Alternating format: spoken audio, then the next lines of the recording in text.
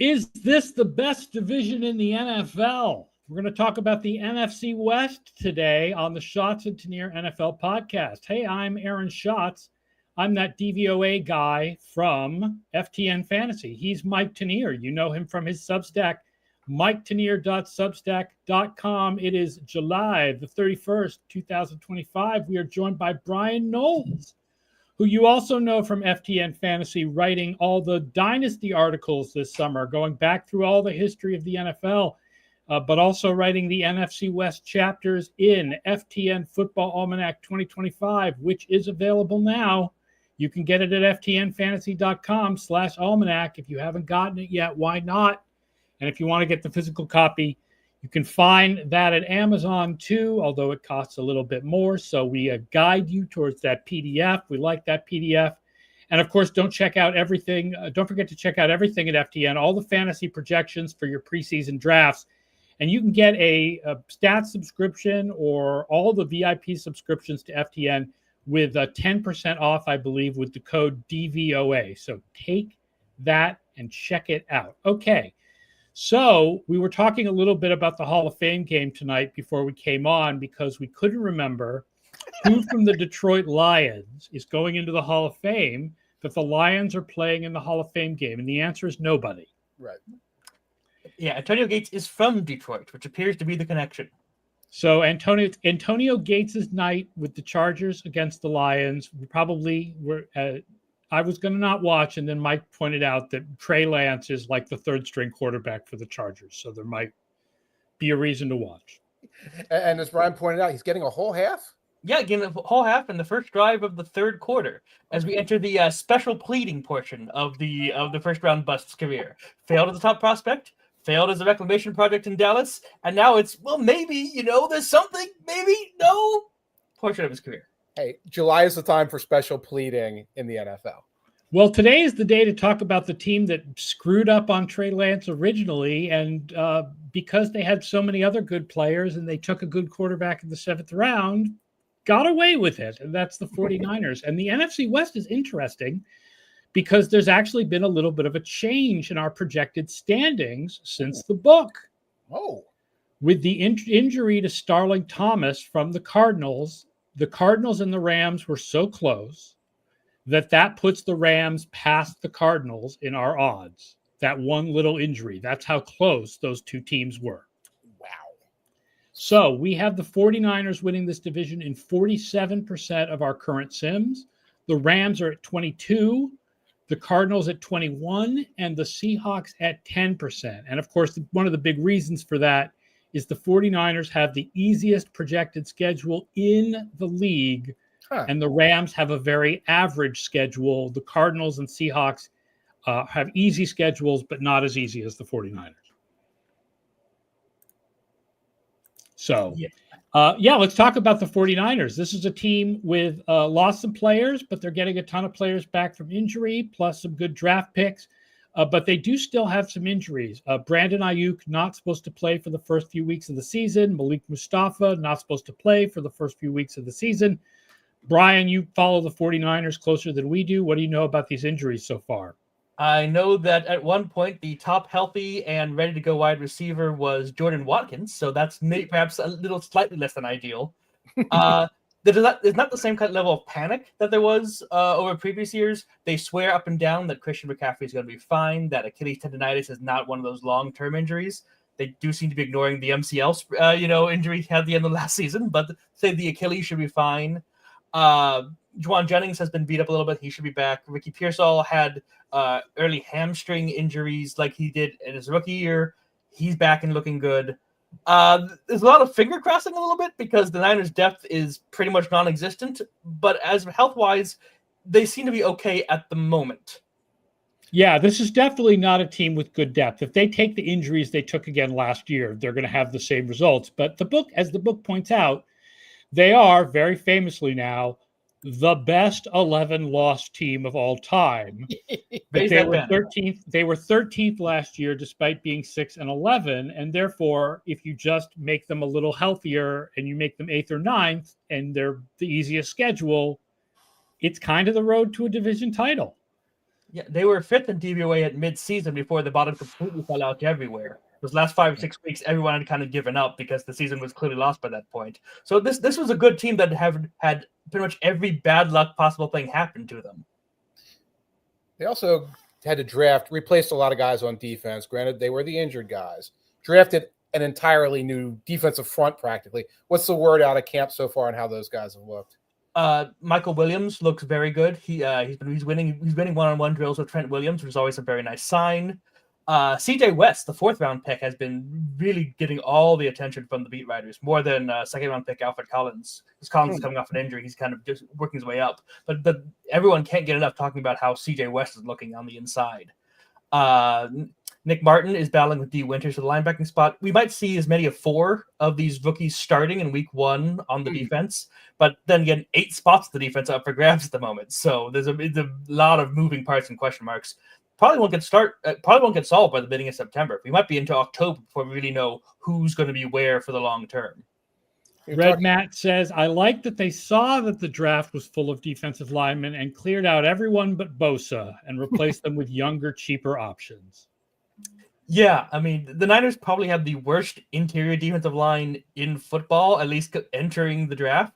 And now they have a bad interior defensive line with some prospects on it, which is at least a step forward. Right. Young guys that you can count on and say these were top picks they could develop. I'm looking at that schedule that you're talking about, the easier schedule. It really hits the skid. Like when you hit November and you start getting the Giants, Panthers, Browns, get into December, the Titans. Who knows what the Colts are going to be by week 16? They could be down to Riley Leonard at quarterback for all we know. There's a chance that the team we see in September, full of rookies in San Francisco, isn't the team we see in November if they've developed a little bit and gelled and get to face this easy slate of games. Yeah. I mean, they're just going to slap. I mean, the question, I guess, then becomes like, who are they competitive with? Dark Phoenix says, I don't think the 49ers are able to compete with the Lions, the Rams, the Eagles, or even the Packers or the Bucs. I disagree. I definitely think that they can compete with, especially the Rams, because the Rams have a harder schedule, and we'll get into the Rams in a second. But, I mean, look, the 49ers have been good when they're healthy. Shanahan is a really good offensive coach.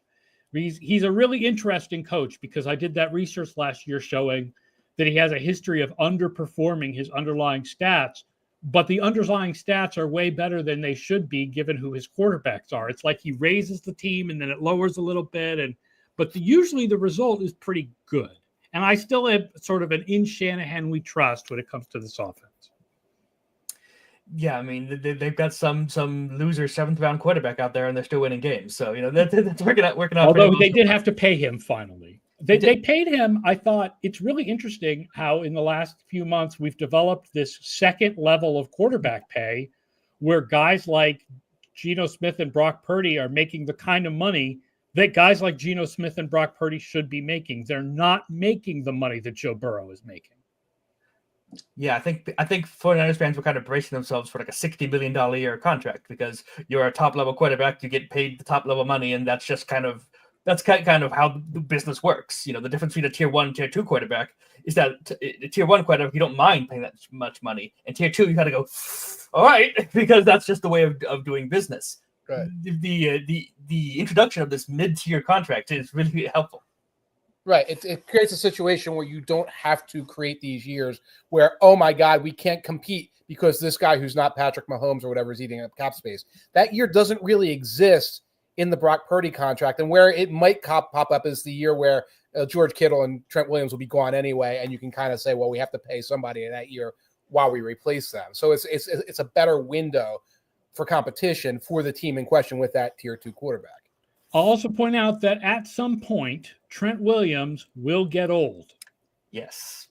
I don't know when. I don't know if it'll be this year, but Father Time is undefeated. He even took out Brady eventually. He'll take out Trent Williams. I just don't know when.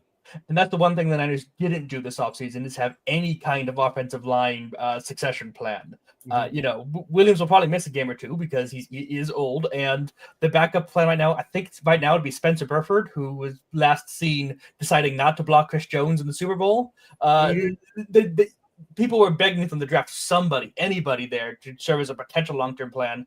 No one has been at it. Yeah, they lost Heck, who was doing it for a couple games last year. I think he's in Tampa right now. Yeah, he's now Wirf's replacement at left tackle for the Buccaneers. Right. He brought in Andre Dillard, who Father Time took almost immediately. Yes. Former Eagle, former Titan. So I think he's actually injured right now. So you bring him on the team so he can be injured. Maybe that will be a sacrifice so they don't come for Williams. Let's talk a little about the LA Rams. Now, the LA Rams, not a lot of changes on their roster, but the big one is Cooper Kupp and Demarcus Robinson out, Davante Adams and second-round tight end Terrence Ferguson in. That is the big change for the Rams. The big thing that our projection system doesn't like about the Rams is that it thinks that their defense is going to regress. Obviously, there were a lot of really fine young players in that front seven last year. I think there's a lot of questions in the secondary, especially at cornerback, and the system sees their defense regressing. Their offense, I mean, we can talk about just how good is Davante Adams, but film watchers definitely believe that no matter what stats say with the different quarterbacks he's been dealing with, that Davante Adams still has it, and that he's a different kind of receiver than the Rams have really had, and he's really going to unlock things for that offense. Yeah, they haven't had a really stud X receiver since Odell Beckham got hurt. So, even if he's only as good as Cooper Kupp, even if he doesn't actually represent a better player, the fact that he's doing a different role, because Kupp and Puka Nacua roughly fill the same kind of gap. So adding someone else like that to win and on the goal line in those one-on-one contested catch situations, someone to run down the sidelines, split out wide, that gives them another dimension that didn't really have. Right. And again, yeah, he's the boundary guy. They didn't have Robinson was the boundary guy. Atwell is tiny. He should be in the slot, just lifting the lid, etc. You talk about regression on the front seven. I have the same questions on the secondary, but man, we watched Verse and those guys. It looked like they're going to explode. It looked like they were the guys who, because of inexperience, were just getting hurries. And another year, the hurries turn into sacks. And that could just be a potential 60 sack unit. There's Kobe Turner, there's Braden Fisk. Yes. There's definitely, Verse is very good. I'm not questioning Verse at all. They're top 5 DVOA when they got pressure last season. The problem is when they didn't get pressure, they allowed the most wide open and open targets in the league last year, and they didn't add. There's not even a new there's not even a new UDFA cornerback there. It's the exact same people they had last year. So they're just kind of hoping that they'll get better just by more experience in the secondary. There's no additions whatsoever. We also talked about Father Time, and a reminder that Matthew Stafford is the second oldest starting quarterback in the league. And Mystery, sort of injured. Yeah, he's got a bad back, and now he's week to week after being a day to day earlier. They say he'll be fine for week 1, but they say a lot of things, and Stafford has made a habit the last 2 years of playing through those nagging injuries. Right. You'd like those to start in November and not July. Right. Nagging injury Stafford is definitely a different guy from, hey, I'm feeling pretty good Stafford. Let's talk a little bit about the Arizona Cardinals. Surprisingly average in DVOA last year. I don't think people realize how reasonable their DVOA was, and they added a lot of defensive talent. And Calais Campbell, we're talking about age over and over again. Calais Campbell is another older player. But Dalvin Tomlinson, and the first round defensive tackle Walter Nolan, and the second round cornerback Will Johnson, plus Josh Sweat, recently seen dominating the Super Bowl. So the system really likes the defense to improve, and so it likes the Cardinals to be serious wild card contenders this year. Nolan, of course, is hurt at the moment. Yes. They think he'll be back for week 1, maybe, but that's going to be really on the edge. And losing your first training camp as a rookie is not a great starting point. But he was kind of going to be the rotational guy behind Campbell and Tomlinson. Yeah. So it's not the end of the world that he's not there, but still not ideal. I like Sweat. I like Johnson. I like Nolan. I get what they've done on defense. I don't see any there. And I know there's you don't see it, huh? I don't see. Well, where's the there? I guess Marvin Harrison taking a step forward is the there. Talk me into this team not going 8-9 again. I think that if they one of the things the book points out is they didn't really use Marvin Harrison in the right way. They really need to use him on some more complicated routes.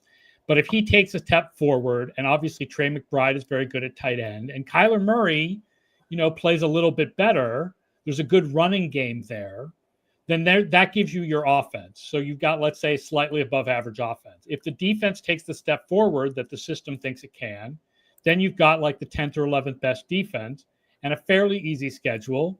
You've got wild card contenders. You've got more like 9 wins or 10 wins rather than 8 wins. We've been asking Kyler Murray to take a step forward for about 4 years now, and it's just not that really is happening. True. Right. He was 12th in overall DVOA last season, but that fell to 17th when pressured, 19th in the fourth quarter in overtime, and 30th and third and longs. And this is something that's happened every year. Like, he's been below average in at least 2 of those in each of the last 4 years. He keeps up, he's a very frustrating quarterback to watch because you can see the top 10, top 5 potential there. He'll be running around like crazy. No one can stop him. Be throwing bombs off platform and making great plays. Yeah. And the next week, he'll look like he's never seen a football before, and he's throwing in the triple coverage and throwing back-breaking pick sixes. It's just frustrating on a week-to-week basis to watch him play because it's not that he's bad. It's all there. He can't put it together on a game to game, so you can't count on it. Yeah, the DVOA, when I said they were surprisingly average last year, they were actually a little bit better than that. Looking it up right now, they were 12th overall, including 11th on offense, 14th on defense, 18th on special teams. So again, better than that 8-9 record would suggest. But they were 7-3, 7-4 at one point, and this is that's the Cardinals, as Brian points out in the chapter. Yeah, the Cardinals seem to fall apart in the second half of every year. And they go from winning 51% of the games in the first half of the season to 30% of the games in the second half of the season, which is the biggest drop off in the past 5 years by a pretty huge margin. And now there is a injury to Murray in that data, so to speak. Although there's some injury to Murray in the first half data as well, because he was hurt for the first half of the second year. And that seems to dovetail a little bit with what you were talking about the high leverage situations. We get into those high leverage situations. We don't see the same Murray. We don't see the same Cardinals offense. And I don't see the person who comes in and says this changes it. Again, I think that's, Marvin Harrison takes a step forward, becomes more consistent. And I'm a little bit of a show me situation with that in the NFC, where there are so many potential teams to rise up. Yeah, although, let's be honest, when Marvin Harrison came into the league, we all thought that taking him as the first wide receiver made sense. Playmaker score like Neighbors and Thomas better, but, everybody really liked Harrison. So the fact that he underperformed as his rookie, I still think the potential is there for him to be a top wide receiver. Yeah. And this is kind of a make or break season for the Cardinals too. And this is the third year for Gannon. There's not many coaches who could survive 3 losing years in a row.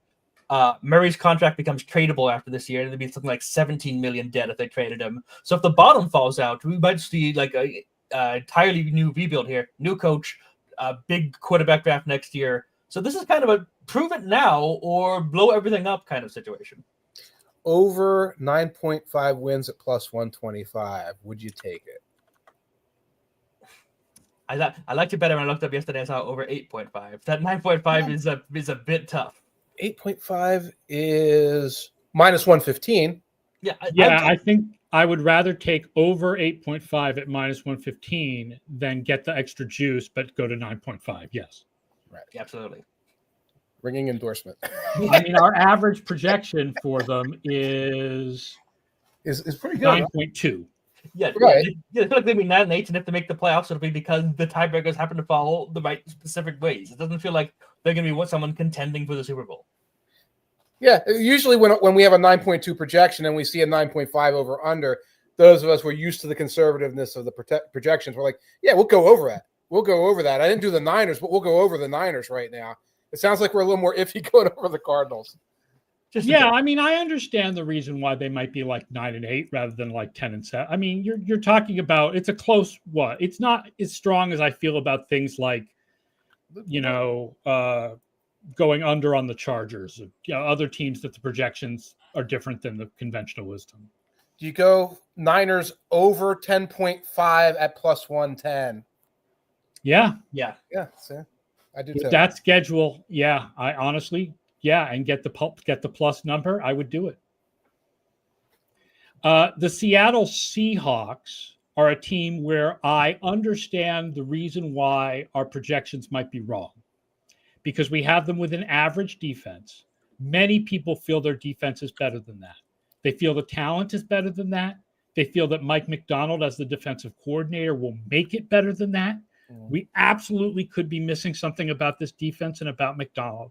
What I don't think we're missing is that this offense is really unexciting because of the changes. I just don't see the idea that Sam Darnold saved his whole career in Minnesota and he's going to suddenly be doing in Seattle with like one receiver what he did in Minnesota. It's Jackson Smith-Njigba and then like the corpse of Cooper Kupp and Marquez Valdez-Scantling and a rookie tight end. And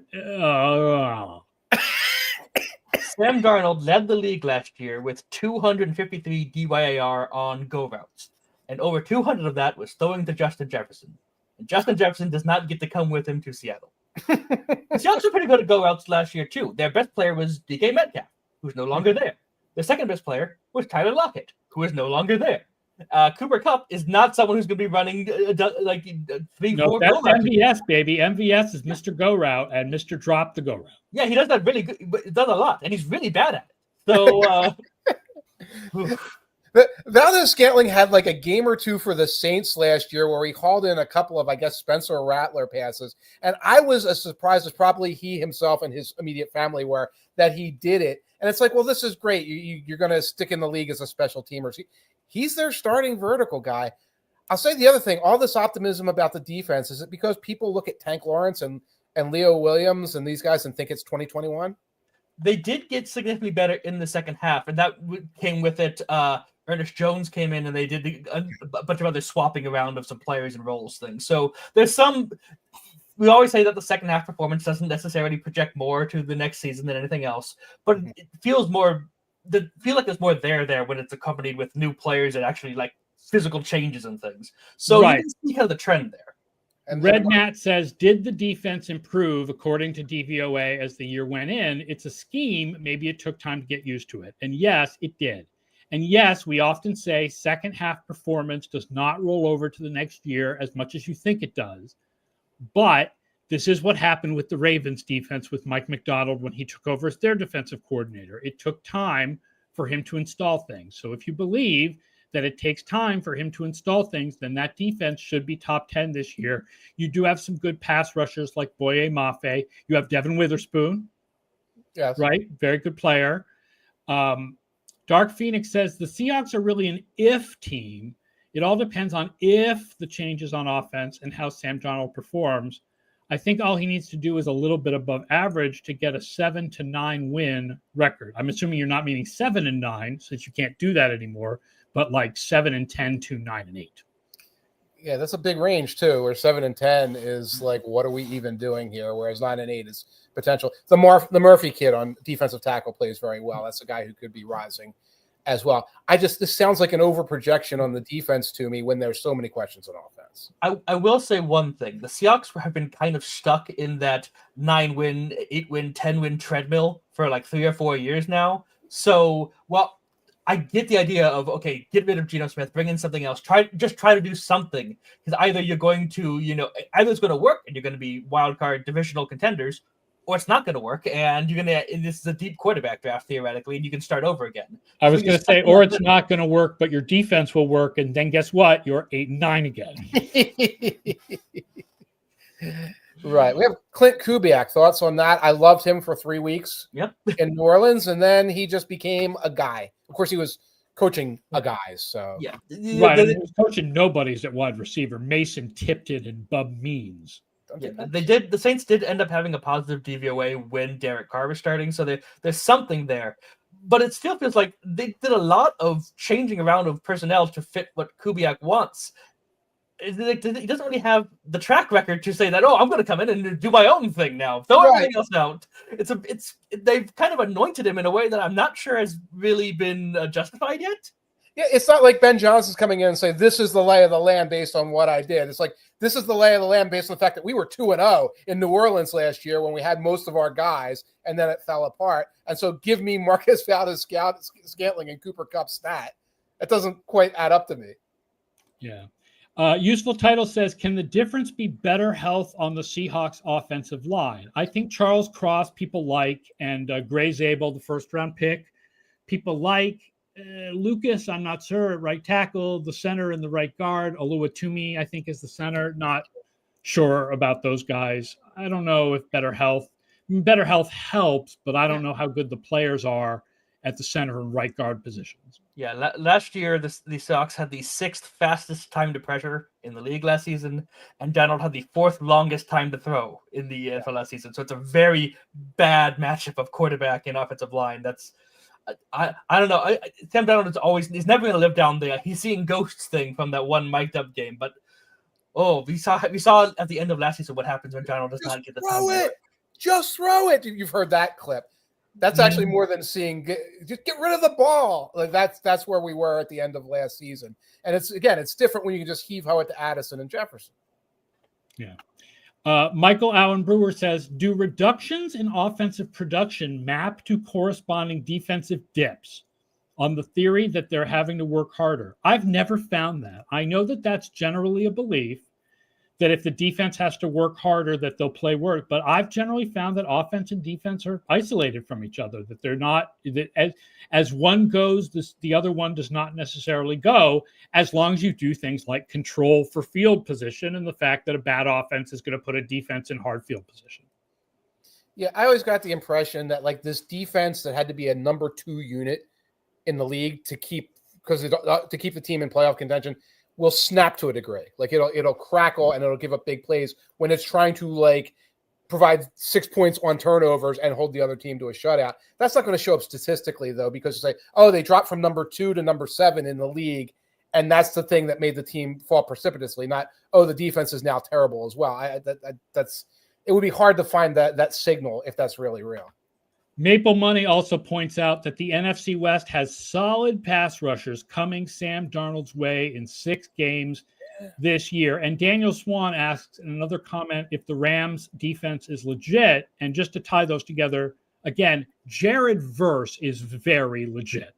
Yeah, the front four. Like for the we can Rams, argue about the secondary for the Rams and certain like extra play, like are certain players really that good? But I mean, Jared Verse is absolutely legit. When he plays San Francisco, you're talking about Bosa, Arizona, sweat, but yeah, I'm not as necessarily as talented at the pass rush. Yeah. Don't forget Bryce Huff's here. You sign Bryce Huff, you win the Super Bowl. It's fact. Oh, for heavens to murder! He doesn't have to play. He doesn't even have to play in the Super Bowl to win the Super Bowl. You win it automatically. It's amazing.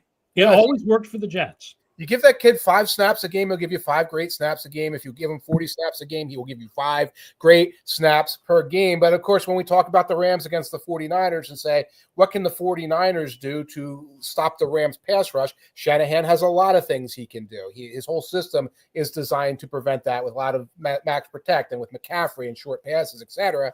When you ask what the Seahawks are going to do about it, I don't know what the answer to that is. Yeah, and also I think there's a lot of the Seahawks wanting to run a lot, and I'm not that excited about their running game. Like I'm not excited about the offensive line. Kenny Walker seems fine, but doesn't seem special. McIntosh I think got hurt. That leaves Charbonnet. I mean they're there. Yeah, the running game's always there. Yeah, you can dive into the better and outside zone, and that's what Kubiak's bringing in. But you're really starting to get into like, well, this split right here, this specific one is promising. Well, this is what's going to end up being good. When you start having to slice and dice to find that optimism, I'm not super pleased. Red Matt says the Rams defensive line is really good, which must be fun for the Rams fans, all 3 of them. I think that Matt is confusing the Rams with the Chargers. Yeah, there was at least 20 people at the Rams Super Bowl parade. So, because the fact is that the Rams moved to LA. They got the year extra on the Chargers, and so they are the team with the LA fan base. All the AFC fans in LA still root for the Raiders. And there were legacy fans, and there are fans commenting right now who are clearly Rams fans. Yeah. Come on. But I'll ask you, the Seahawks, the over under 8.5 over, you can get plus 115. 8.5. No, I can't do it. I got I can't. Sam Darnold like that. Yeah, I'm just not a believer in not just Darnold, but Kupp and Valdez-Scantling at this point. It's really just the Jackson Smith-Njigba show. Yes. Too many 3 named receivers. Not good. All right, that does it for today's show. Thanks to everybody. We got a lot of comments and questions today, which we really like. We're here at 11 a.m. Eastern on Thursdays the next couple of weeks. Then we'll go back to doing Mondays and Thursdays after that during the actual season. So thank you all for watching the live stream. Thank you for listening to the podcast. Don't forget, by the way, to like and review the show. Brian's over-unders are coming soon on FTN Fantasy, looking at all these teams and their over-unders and giving you advice, right, on whether you should go Seahawks over 8.5 on plus 115. Don't forget to check out Mike's Substack, miketanier.substack.com. We will be back next week, and we're doing next week the AFC East, and I will have actually been to training camp the day before. Wow. I'm going to Patriots Commanders joint practices. That sounds fun. To just juice my awesome Commanders love even more than it was already juiced. All right, that does it for the show. Thanks for listening, everybody, so long, and we'll talk to you next week.